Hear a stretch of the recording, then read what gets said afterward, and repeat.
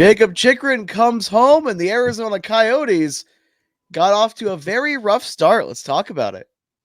You're Locked On Coyotes, your daily podcast on the Arizona Coyotes, part of the Locked On Podcast Network, your team every day.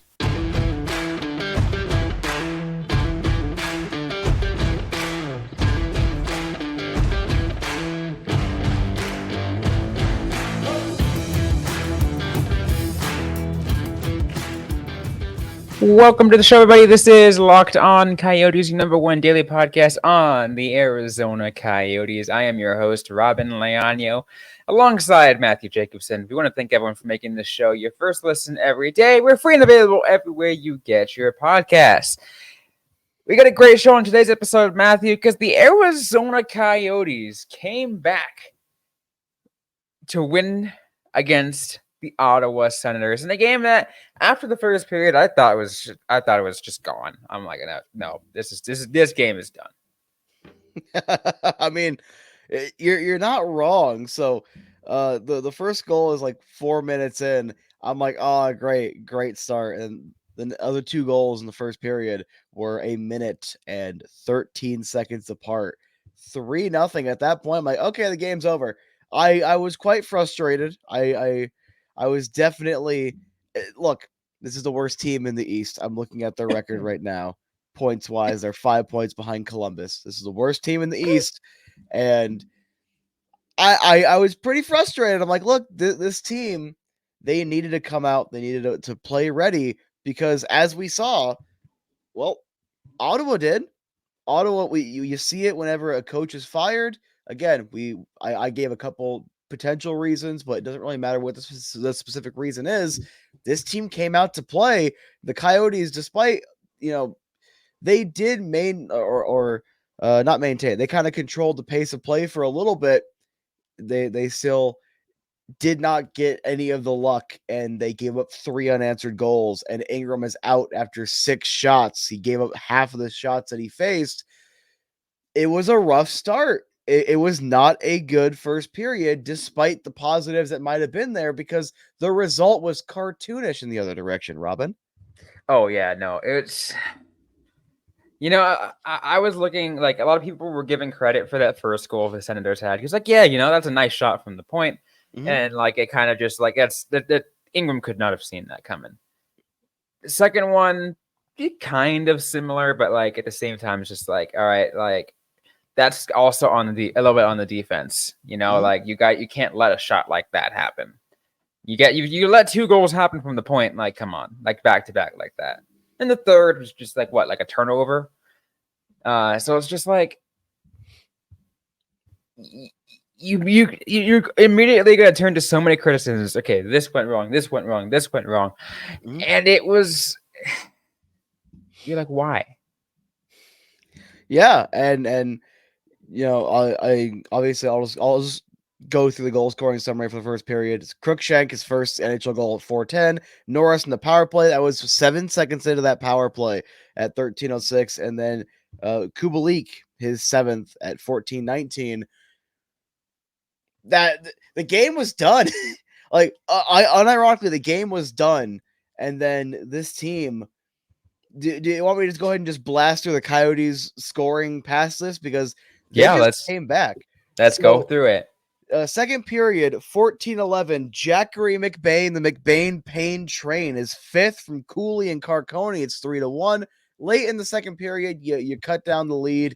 And then this is funny. So I get up to go take the trash out. 9-14, Moser is 3rd from Michelli and Dumba. And within 30 seconds, I'm returning. And Kells pots his 11th. And if I am remembering correctly, that was a spinorama snipe from Stetcher and Kerfoot at 9:47 before Michael Kesselring, his second NHL goal from Sanford and McBain at 16:27. Originally, I think that assist was supposed to go to Carconi. Is what it is, as long as Jackery McBain still gets some points on that one. The Coyotes win 4-3 in regulation during Jacob Chikrin's homecoming. It was a very interesting night, and I went from, oh, wow, here we go, to this team feels like they're getting a little bit of that tenacious identity back from last year. They did not give up. Full credit. I have to give nothing but praise to everyone in that locker room because they did not give up in a scenario where most of us wouldn't have blamed them if they did. Yeah, no, I want to know exactly what was said in the locker room between the first and the second period, because there's a whole different game, a whole different team that came out for the second period. Still, again, wasn't showing the strongest, but they still were able to get a goal out of it. They cut it down to their deficit down to 2 before the Coyotes go on that 3-goal third period. It just was the second and third period Coyotes were a much different team than the first period Coyotes. I think there's no way that all you need is a pair of eyes to recognize that. And like I said, I just want to know what was said in the locker room for a change like that to happen intermission. I have a hypothesis. Yes. I have a feeling someone in the locker room pulled out a bag and said, "I have any sort of weapon in here, and if you guys don't pick it up, I'm going to either start kneecapping people or smacking people upside the head with it." And then they came out there and actually played harder in the rest of the game. It's an interesting hypothesis. Do you want to talk about Karel Vejmelka, or would you like to kick that off for a little tease for the second segment? Because Karel Vejmelka had a phenomenal stretch in the second and third period. Let's kick that on over to the second segment, talking of some of the players that stood out and whatnot. We'll get to all that right after a quick word from our sponsors on today's show. And today's episode is brought to you by Sleeper. A new NHL season brings all sorts of possibilities. Clayton Keller can score 50 goals. The Arizona Coyotes can make the Stanley Cup playoffs, and you can win big by playing daily fantasy hockey on Sleeper, the official daily fantasy app of the Locked On NHL Network. Sleeper is the number one choice for daily fantasy sports, and especially daily fantasy hockey. Because with Sleeper, you can win 100 times your cash in daily fantasy hockey contests. All you gotta do is pick whatever players you are going to take this week regarding their odds to win 100 times money, and you can play alongside your friends. So then it just goes beyond NHL. You can go NFL, MLB, NBA, college football, all on Sleeper. Talk in a group and team chunk functionality. Connect with other fans. Pick your picks in under a minute. All you gotta do is pick whether or not studs like Nathan McKinnon or let's say who else? Logan Cooley record more or less. Then there's Sleeper projections for things like goals, assists, plus, minus, and more in a given game. To win a 100 times bet, all you need to do is quickly predict the outcome of 8 player stats. You heard me, Coyotes fans. You can win 100 times your money playing daily fantasy hockey with Sleeper. So start paying attention and nail your picks so you can start winning big. Use promo code LOCKEDONNHL and you get $100 match on your first deposit. Terms and conditions apply. That's code LOCKEDONNHL. See Sleeper terms of use and details and for locational availability. Did you see the meme the Coyotes posted after the game? No, which one was that one? Never back down, never what? And it's this dude who's with the Senators logo on his face running away from a snake. That is an L. It's so cartoonish and stupid. And I love it. The Coyotes Twitter admin, anytime the Coyotes win a game, it's hilarious. Like they do a good job, but then at the same time, like Yotes Trade Central right here, it's the infamous AI step where he's stepping over the dude for the Lakers, and it's GMBA stepping over the NHL. Like there are some good memes in this community. Yeah, just because the Coyotes community, this is a theory that I have. I feel like it's this way because, Matthew, because I feel like, yeah, sure, the Coyotes community has also gone through a lot of frustration, just like every NHL fan base does. But the Coyotes community specifically, I feel like knows how to even turn even like the crappiest situations into just like jokes and fun because they're used to the pain. So we're just like, let's start making some jokes. Fake laugh, hiding real pain. But seriously, let's let's just jump into the goaltending. So Connor Ingram did not have a great night. It happens. I do want to point out, though, he's been blown up a couple of times down this stretch in terms of giving up more goals than you would like. Let's keep an eye on that. Karel Vejmelka comes in with about 5 minutes to go in the first period, stops all 16 shots. And then I want to pull up the Craig Morgan tweet because this came from Coyotes media relations that this is his longest active shutout streak with Yeah, 114 minutes and 36 seconds. Solid for Vejmelka. This is a way to bounce back. He's won 2 of his last 3 starts. He's putting up good numbers right now. Whether that is for our purposes, preparing for a trade, or to make the goaltending tandem battle interesting again, it's objectively good to see. Solid work by Karel Vejmelka. I want to give him all the credit in the world because it's pretty easy to kind of get stuck in your own head if you kind of lose a goaltending opportunity and then you're just kind of iced because he yeah, was no, essentially iced for 19 days. yeah, no. That period of the Coyotes winning streak, like again, I felt like a lot of hands were tied because like again, you can't just bench the hot hand like that when Connor While the Ingram was active, playing. streak, right? Yeah, while the streak was active, Mhm. but I felt like, you have to kind of picture what Vejmelka was feeling at the time. The fact that he was not getting any ice time, he felt like a little cold. So when he did finally get out there, I can't really blame him for the less than stellar performance that initial go around. Mhm. But he got a chance to get some practices in there. He started to look good again because I feel like he realized I don't want that to happen again. Yeah, and also you got to take whatever opportunities you get. And I'm always going to respect people that obviously I can relate to it a little bit. I'm always going to respect people that get an opportunity and essentially just like scratch and claw their way towards it and not let it go. So I did want to take some time on the show today to praise Vejmelka because he's had a good last couple of games and he's on an active shutout streak. Let's not open the champagne yet. Let's No, not pop the bottles for a Brian Boucher situation, but let's have a little bit of fun with it while it's going on. 100%. Matt, I also got a question for you that's kind of in the form of a joke, like a half joke, I Mhm. should say. Is Michael Kesselring the best Coyotes player whose last name begins with Kessel? Yes. Yes. Because at least he's not crying about how they said we would win and we didn't win. And he's actually trying to help the team win. So, Michael Kesselring, you get honorary best Coyote Kessel.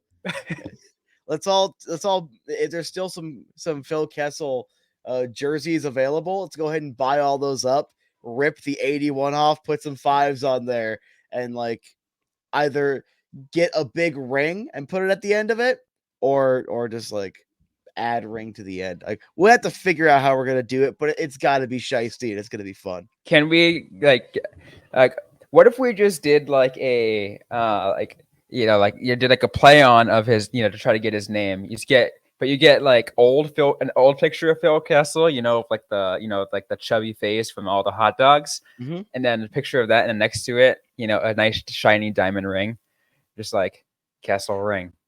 We can do something like that, but can we use Amanda Kessel instead? The better Kessel, anyway. I wouldn't actually. I feel like that's the better Amanda Kessel. Definitely the better of those whose actual last name is Kessel. Another couple of players I would like to highlight. Jackery McBain. So he has been He's back been for crucial. Yeah, yeah. crucial since coming back from injury. They needed him back. They needed him back desperately. He's been back for a couple of games now. Been quiet on the score sheet, playing 10 minutes and 12 minutes, 53 seconds respectively.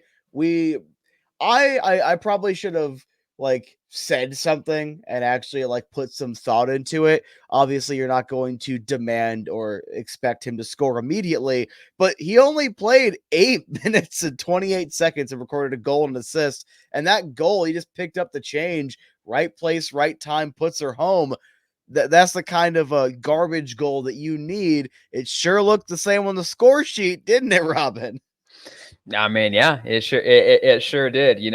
I like you look at the box score. It just there's a little tick right there next to goals, and it's like, hey, you know what?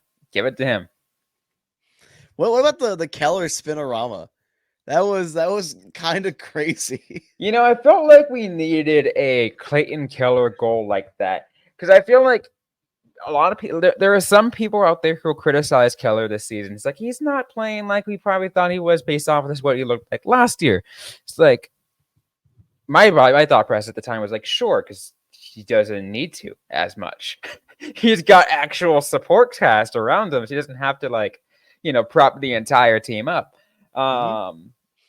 But we still need that. We still need a little bit of that flair. Yeah, we do. And like, if I really want to be nitpicky for just a couple of seconds, like his plus minus is pretty bad. You're seeing a lot more goals like when he's on I the mean, ice you're against. gonna get that out of a Mhm. player who records more minutes on the ice as a forward than any other forward. Yeah, he's averaging just under Naturally, 20 minutes. yeah, naturally, you're going to get that. Mhm. The people don't realize unless like you're a team, let's say like that 2021 or 2020 or 20 whatever those what years of the Tampa Bay Lightning in which their goal differential was like plus 62, and like at that point it's not good. There's going to be a little difference, but And like his goals are not projecting as well this year. However, and his points are also a little lower, but at the same time, he's still 4 points below a point per game. He's fine. He's producing fine. And remember, his contract is not superstar money. It's just elite top sixer money. He's more than justifying that. Again, if I had to be nitpicky a little bit. I mean, isn't that partially our job to kind of nitpick a little bit, kind of analyze, super analyze everything, right? Just a little bit, because like Overanalyze. We're over like we're here at Locked On Coyotes. We will overanalyze absolutely everything. like I just didn't want to make it come across that like I'm just gonna blindly like look past any of the negatives, but I also don't want to like make it sound like it's worse than it is type thing. Oh Like yeah, no, we're not he's gonna fine. we will overanalyze anything going on with the Coyotes. However, we will not overreact unless we have an episode specifically that says overreacting. But we'll let you know if that's kind of like a spiel, like a little for show. Are there any other players you want to highlight? Because I do have one. I do have one more. I want to see if you have one first. No, let's hear it from you. Matthew Dumba. He records an assist and he drops the gloves. He gets into a little bit of a tizzy, and I saw him when I was walking out of the arena. I said, "Good fight." I felt like it's interesting that we started off like not necessarily high on Dumba, but just like he's been serviceable. And then I felt like more so you started getting a little more criticisms of Dumba as the season kept going. Mm-hmm. So I felt like this game was kind of, a long way coming from him. Something that we should expect from him, right? Something that's like he needed a game like that. Well, like because he gets his name on the score sheet, he gets an assist. He also goes and drops a big hit. It was a solid hit, and then drops the gloves. That's going to be good for momentum. He's not the same Dumba that he used to be. I'll take the positives I can get, and also it. Do you want me to tease it for the third segment, or do you want me to just talk about the Meruelo thing now? Let's tease that for the third segment. We'll get to that, and then also let's just take we'll also take just like another quick first or second, I guess in this case, look at the San Jose Sharks. But we'll get to that right after a quick word from our sponsors on today's show. And today's episode is brought to you by FanDuel. As weather gets colder, the NFL offers stay hot on FanDuel. Because right now, new customers get $150 in bonus bets with any winning $5 moneyline bet. That's $150 if the Cardinals can win. literally anything. If you've been thinking about joining FanDuel, there's no better time to get into the action. The app is so easy to use with a wide range of betting options, including spreads, player props, over-unders, and more. So visit FanDuel.com/lockedon and kick off the NFL season. FanDuel, official partner of the NFL. Let's finish things off, Matthew. I want you to get to your thought before we take a look ahead. All right, so as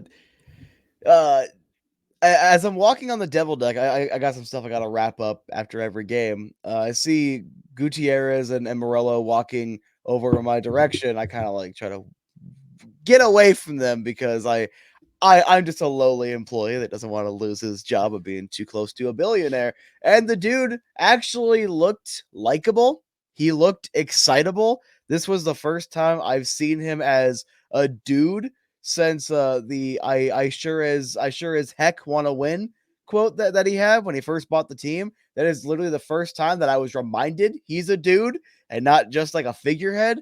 He jumped on live TV. He was praising the fans. He was excited. More of that. All right. The Coyotes fan base deserves better, and they deserve more of that. We wanted that whenever the no vote happened. Hey, still love this market. We're committed to being here. We're praising the fans. More of that. People will like you more if you do that, Mr. Meruelo. So, I mean, I want to go back to. I want to yes, that was great. I want to go back a little bit back in time to when the Coyotes were still in the Tempe council meetings. I remember some of the council members were a little critical. Like, I think even some of like the public speakers were a little critical. Like, look, Alex Meruelo is just sitting there and he's not commenting at all on any of this and whatever. And like as they're getting ready to close out their comments, Meruelo stands up, gets the stands, and he's like saying like a lot of people might be critical of what I'm doing. He's like, I want to win here. He's like, I want to build this winner. I want to get this done. He seemed really passionate about everything. Kind of surprised a lot of people the fact that he stood up there. But you're right. In a case like this, post game against the Sens when him jumping up, like we need that. We need the energy from the owner, right? Mm-hmm. He actually cares about the success of this team, and it shows. It really shows. How, like, let's take a couple of seconds, and I do genuinely want to read the comments on this. Like, what, like, would you have felt better if the day after the election, when like it was a ghost town, I didn't sleep very well, I was trying to come to terms with whether or not this team was actually gone, and trying to like just angry, like, yeah, no, it's not done yet. How much better would you have felt if he would have done that press conference that was scheduled and been like, immediately? Yeah, I'd be like, look, we didn't get the results we wanted here, but we are committed to this market. Instead of making us wait, I think it was like 72 hours or something for a tweet. Like, how much better would you have felt? I would have probably got a lot more sleep around. It was 24 hours until we heard from Javier, but it was like a little bit longer. I think even until we heard from Morelo's camp. But it's like, how much better would you have felt if you had that? Even if it was just a little pre-recorded clip of this guy, like, not just being a robot, not just being a shadowy figure, not just being money. Yeah, not just being the paycheck, but actually being someone that like cares about the thing that they're running. How much better would you have felt? I would have felt a little bit more at ease. Because I felt like, that first, as you mentioned it, that first 24 hours, I felt like we all went through the gauntlet of feelings, right? From, me personally, I went from depression to, I'm not sure what the term is that I'm looking for exactly. Apathy. Went from depression to apathy to anger to, oh wait, I think they might be okay. Maybe.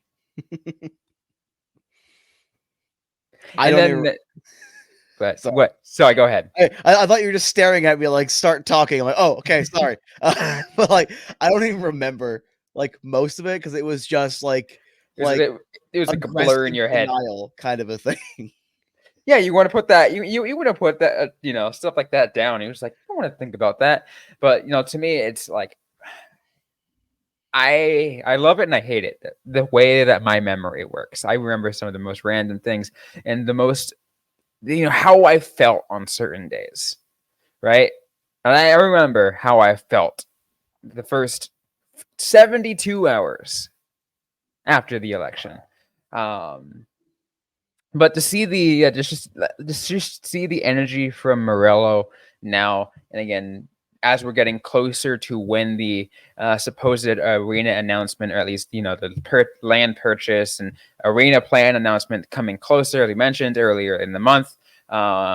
No changes have happened since then, but again, like we said earlier, still look towards the northeast Phoenix.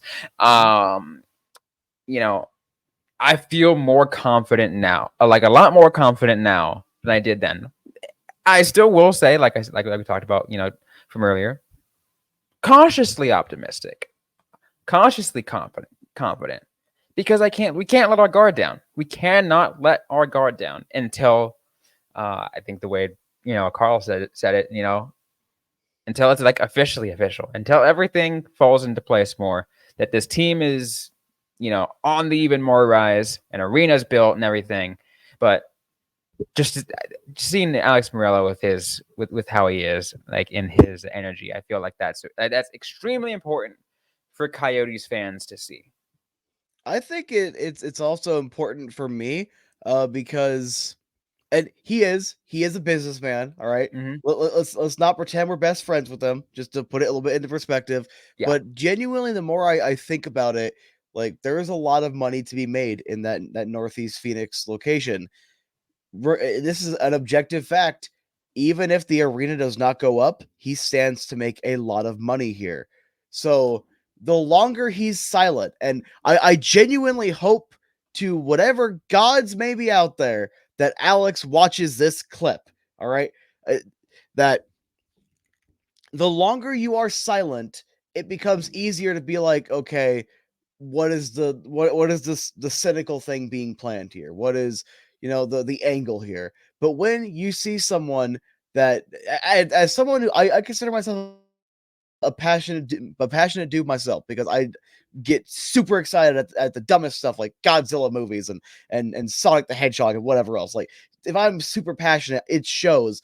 To see that, that's not an act. That cameras were not pointing at him when he was excitedly making his way over to the platform. It was just a handful of people that were around, and I just so happened to be walking there at the same time. Like that is not an act. That is a genuine emotion, and that is what I think would make a lot of people feel a little more at ease, and also show that this is not just a money making thing. Yes, the money has to be there. He's a businessman. Like it's all fine. I'm cool with people making money. I don't see an issue with that whatsoever. But when there is that element of soullessness, that I really can't trust this. But when I see that glimmer of passion, when I see that excitable reaction, I'm like, oh, okay, he actually cares. I don't care if that was all planned and it's a cynical thing and it was just for looks. Doesn't matter. That was so convincing to me that I am so much more at ease than I was even a week ago. Yeah, absolutely. And I feel like, um even more so, um I definitely will say this, you more than me kind of speak a lot more and have like share more of that emotional connection as what every Coyotes fan is likely feeling. Not, I would say every, but most Coyotes fans are actually feeling. I sure hope so, because I just go off my impulses. That is it. I'm a very impulsive individual.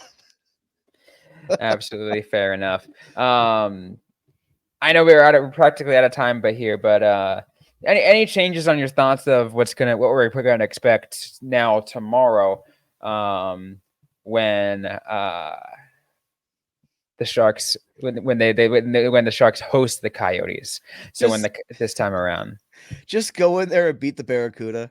Just get the job done. Honestly. That's all.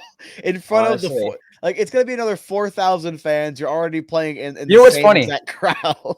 I will say this. It is really funny. And I'd elaborate a little bit more on it. If Mhm. you look at the percentage of, capacity, the Mhm. Sharks technically sell more tickets and have more fans, despite being as bad as they are, than the Winnipeg Jets. Oh, of course we got to give a little bit of a shot to the Thrashers fans out there. I mean, I had to. I mean, the Jets are at the lowest in the league, right? So That's just funny. saying. That's great. Just saying. I really hope that's a fact because that'd be a lot funnier. Like when people get mad and they can't refute what you're saying, then it's like genuinely the greatest thing ever. I will confirm confirm that on tomorrow's episode. As we do the full preview, maybe when we get to if we do a bonus episode tomorrow, we'll see. All right. Any final thoughts before we close things off? Beat the Barracuda. Just no more 1-0 shenanigans. Just beat them and like kick their teeth in. I like that. I like that. Anyways, that's going to be it for today's episode of the Locked On Coyotes podcast. If you like what you heard, don't forget to leave a review, like, comment, subscribe if you have yet to already. We're available everywhere you get your podcasts, including on YouTube, SiriusXM, and ad-free on Amazon Music. Don't forget to interact with us on social media. We're on Facebook, facebook.com/LockedOnCoyotes, and on Twitter, or the app now known as X at LO_Coyotes. I'm personally at Robyn_Leonio. Matthew Jacobson is at the AZ Sports Guy. Interact with us, ask a question you might have. We might answer right back or on a future episode of the Locked On Coyotes podcast. Thanks again, everyone, for listening. Today's episode, hope you guys staying safe out there. Hope you guys staying healthy. And don't forget to howl on.